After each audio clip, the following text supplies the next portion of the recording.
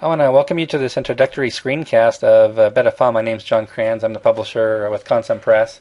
Beda Fomm's our first game released based on a GDW classic from Frank Chadwick, very popular game.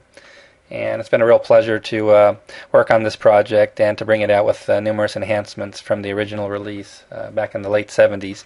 If you own the game, I want to thank you for your purchase. I appreciate the support. Being a first-time publisher, it's great to see folks picking up the game and hopefully enjoying it. If you own the original release, don't have this version yet, or if you're considering buying the game for the first time, I hope you find this screencast helpful. Basically, I'm going to cover some rules that get some questions have come in from first-time players, and I want to provide this quick screencast as an introduction to the game, and also / experiment to see if you guys like these screencasts that explain how to play the game. And I'll look forward to doing more of them, which will be much shorter in duration and much more focused on specific game mechanics if you give me the thumbs up on this format. So let's go ahead and begin. What we have here is the British player has moved up his combo force, blocking force units up north along the road, and they're engaging the Italian units, which are obviously trying to escape from the north on the main road. And combo force here is a blocking force that they've now stopped the Italians, cold in their tracks, so to speak. So we've just concluded the British movement phase, and if you do have this game, if you look at section 2.0 of the rules, it's a 2-page rules section which I added from the original release, which is based on an old SPI treatment, how they did introductions to games. It's called How to Play the Game, and a lot of the examples I'll be covering here are included in the rules section, How to Play the Game, which is at the beginning of the Beda Fomm rules booklet. So again, I'll just be touching upon those rules now. So if you follow along that way, we've just completed the movement phase for the British player turn. So now we have the artillery bombardment phase, or the bombardment phase. And the phasing player is the British. So as a phasing player, I get to decide if I want to use my artillery combo force unit here to do any type of interdiction barrage. Interdiction barrage would be targeting any hex, and I throw that barrage value at the hex, and that value represents the costs and movement points that will slow down the Italian movement for the next turn. I'm not going to use the combo force artillery for that purpose, so I'm going to be skipping that segment of the barrage phase. So the next segment is the Italian attack, artillery attack segment. So you notice here the Italians have the Colpani artillery battalion, and it's within range of the 2 infantry companies of combo force located here. So I could opt to have this artillery unit go ahead and conduct an artillery barrage. Now if I bring up the stack here, you'll notice I've got the barrage marker associated with this unit, and you'll notice the small number represents the range in hexes. So the unit itself has a range of 4, but I can only use its full barrage value at half distance, or 2 hexes. And you'll notice here I'm about 3 hexes distant. So I'd have to do a long range bombardment, which means I'd be on the 2 table, not the 3 table for bombardment. And I've decided I'm not going to do that. I'm going to withhold doing any type of bombardment with the Colpani unit. And the reason I'm doing that, which you'll see later, is I want to keep my artillery in reserve and use it for a defensive support of my Italian units located here, since I assume there's going to be some regular combat coming up.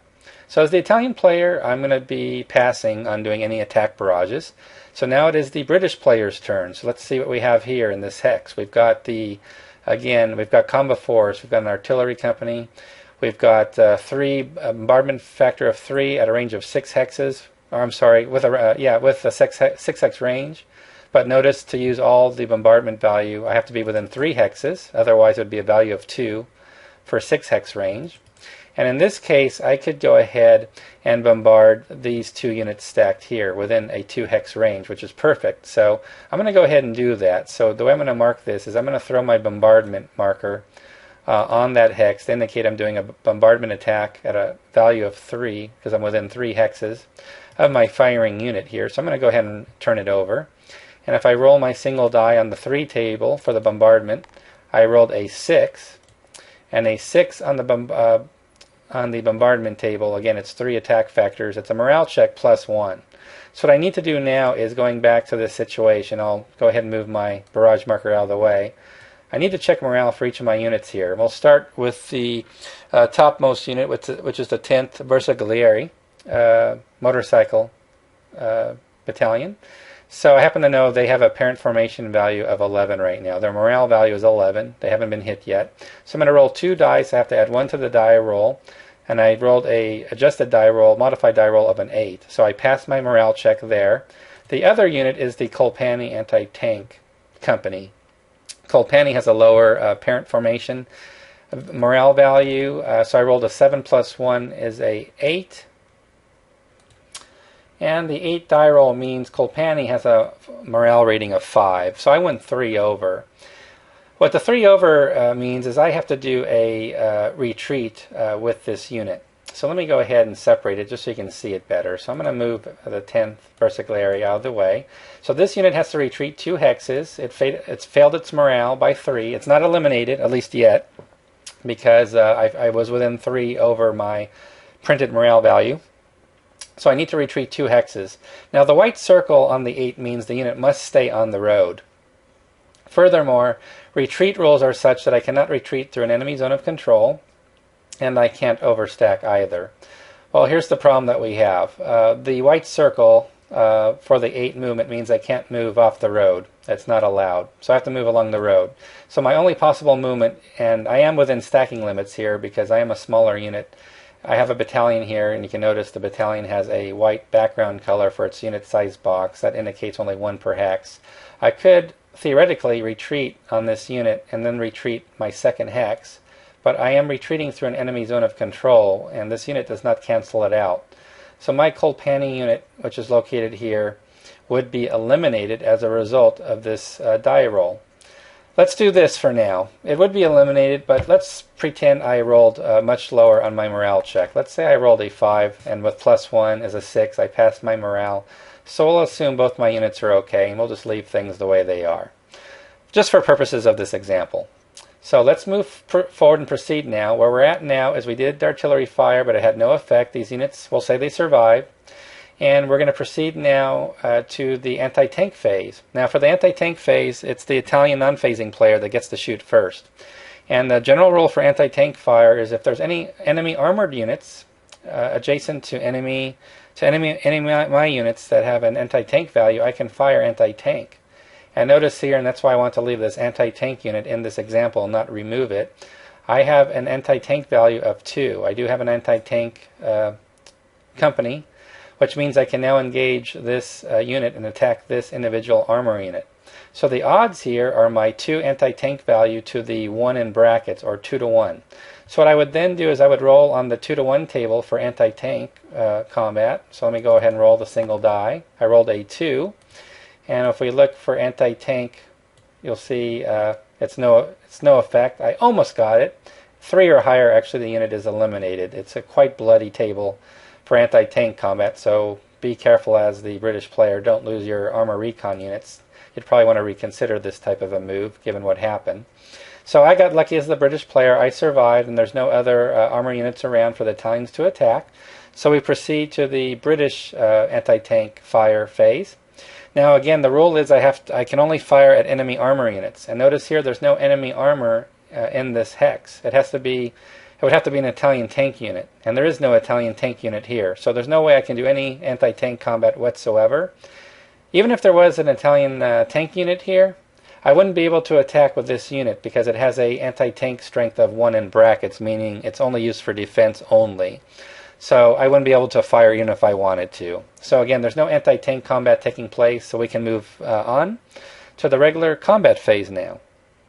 Now for regular combat, what I want to do is I want to use my 2 infantry companies, and I want to engage and attack the single Italian infantry battalion we have here, which is the Bergonzoli infantry battalion. It's located right here. So if you look at the odds here, we have 4 on, it's the middle value, we have 4 to 2, which is 2 to 1 odds. I don't have any artillery I can use for offensive support because I've fired already, but notice here Colpani can go ahead and now fire some defensive support. That's why I was withholding before. So if you look at the range, I now am providing defensive support at 2 hex distance to my defending stack.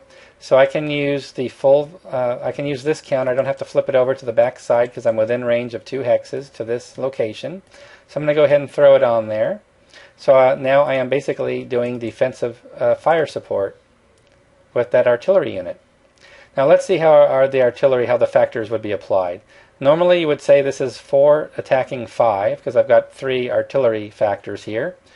But we got to keep in mind the rule that artillery bombardment value can never more than double the value of any given hex for attack, or any given value attack or defense. So since I only have a defensive value of 2, I can only increase my defensive value by a maximum of 2, or double it to 4. So we've got 4 to 4 or 1 to 1 odds, so I'll go ahead and roll on the 1 to 1 table, and I rolled a 1, which I know is no result. Now one thing to keep in mind here that's very important. If I had not done any type of artillery bombardment against this hex, I as the British player would have been compelled to attack this Italian hex as well, which I would not want to do because I've got here a defensive value of 5 plus 1 is 6, and I've only got 4 here. It'd be very low odds to have to attack this hex as well. Fortunately, the artillery bombardment I did earlier in my player turn automatically allows me to ignore this hex in terms of regular combat. I do not have to attack it because it's already been subject to an artillery attack barrage. So that's very good news for the British player. So that in effect is a quick overview of Beda Fomm in terms of going through the bombardment phase, an example of some anti-tank fire. In this case, we actually saw that the Italian player got a free shot at the British recon unit. And then also we had an example of regular combat with some defensive support thrown in, and not having to attack this adjacent hex because it was already subject to an attack barrage, a bombardment earlier. So I hope you found this overview helpful. Please give me your feedback if this is something you'd like to see in the future. I'll definitely do shorter video clips in the future on very specific mechanics. And I want to again thank you for your support of this game if you've purchased or if you're thinking of purchasing Beda Fomm. I do hope you do enjoy the game. And for more information, please visit us on our website at consimpress.com, or you can visit us at bedafomm.com. Thank you so much.